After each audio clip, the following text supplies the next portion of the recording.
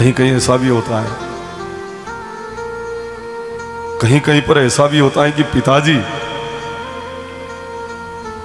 अगर 4 बच्चे हैं तो एक बच्चे को कम जमीन, एक को अधिक जमीन, एक को मेन मार्केट में दुकान, एक को कहीं गली कूचे में एक मकान, इस तरह से व्यवस्था कर देते हैं।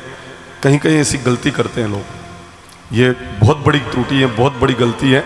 ऐसा करना नहीं चाहिए, जिससे भाई भाई आपस में बहुत झगड़ते हैं। भूल कर भी ऐसा मत करना। पर आजकल घर में भी कहीं कहीं पार्टियां बन गई हैं, ऐसी पार्टी कि सासू माँ और एक लाड़ी के खूब जमे और दूसरी लाड़ी के हमें भी नहीं देखे। ऐसी पार्टियां बनी है घर में कि यानी पार्टी का है, यानी पार्टी का है। ये अपने यहाँ की बात नहीं, दूसरा काम की हो, ये अपने यहाँ की नहीं है। पर कहीं कहीं ये उस पार्टी के, ये उस पार्टी के, ये उनके और इस तरह से बड़ा वैचारिक मतभेद उस घर में रहता है।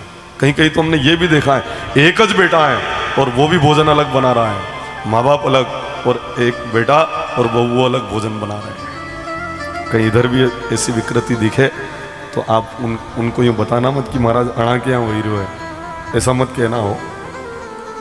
बोलो एक बेटा है और वो भी अलग भोजन बना रहा है। कहीं कहीं तो ऐसा भी देखने को मिलता है कि घर का मुखिया उस कोने में भोजन बना रहा है, उस घर की मालकिन उस कोने में भोजन बना रही है, बेटा और बहू इस कोने में भोजन बना रहे हैं। एक मकान में 3 खूणा में, घर का मालिक एक तरफ, मालकिन एक तरफ, बेटा बहू एक कोने में भोजन बना रहे हैं।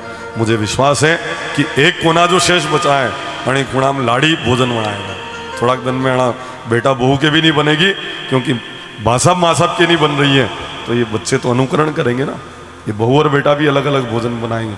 मैं आह्वान कर रहा हूँ कि थोड़ा बड़ा मन रखिए और अच्छे से आप अपने इस मानव जीवन को धन्य करने के लिए, सबसे बड़ी बात कि अगर बेटा माँ बाप की सेवा नहीं करे तो बेटे को नरक मिले। माँ बाप अगर बेटों में फर्क समझे तो उन माँ बाप के कोई स्वर्ग के दरवाजे नहीं खुल जाते हैं। वो बेटे का हक है प्रेम पाना। कुछ वृद्धों ने गलती की है, अलग अलग तरह से प्रेम अलग अलग पुत्र से कर रहे हैं। जब पुत्र अपना ही है तो उसके ऊपर बराबर स्नेह आपको रखना चाहिए। अगर बहू अपनी है तो दोनों चारों बहुओं के प्रति प्रेम बराबर होना चाहिए। अलग अलग प्रेम अपने संतान के प्रति आपका न हो, इस बात को आप समझ लेना, सीख लेना और अपने जीवन में उतार लेना।